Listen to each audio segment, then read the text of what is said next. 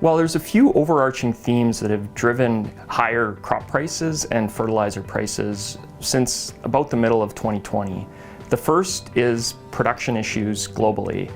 This applies to major crop growing areas, as well as plant production outages and mine closures that have impacted fertilizer markets.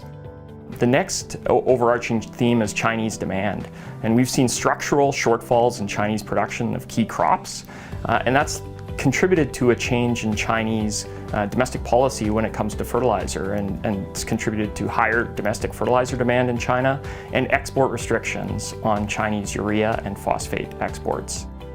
The final overarching theme is supply chain issues. We've all heard a lot about supply chain issues when it comes to general goods in the economy, and this has impacted both agriculture and fertilizer markets as well, with port congestion, transportation delays, in addition to higher transport costs that increases the cost to export and import commodities.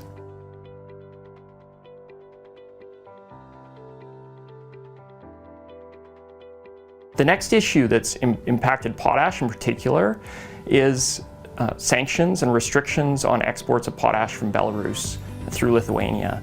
Belarus is an important exporter of potash, and this has contributed to tightness in that market, which was compounded by the Russian invasion of Ukraine and subsequent sanctions on Russian potash exports. Together, the two countries account for about 40% of potash exports. Russia is the largest exporter of nitrogen fertilizers.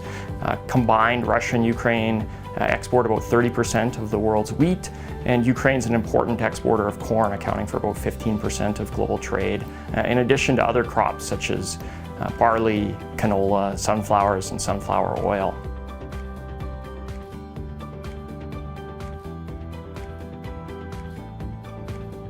The final driver of strong fertilizer markets has been an improvement in energy prices and increased prices of crude oil, natural gas, and coal.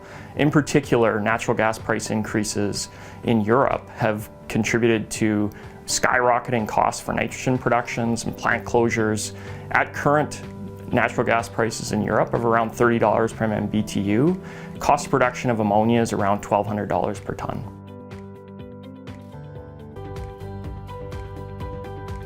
We believe there's a wide range of scenarios that it could unfold in market conditions in the years to come, and commodity markets are always volatile, and given the dynamic geopolitical environment, we expect that volatility to be even higher than it would be under normal market conditions.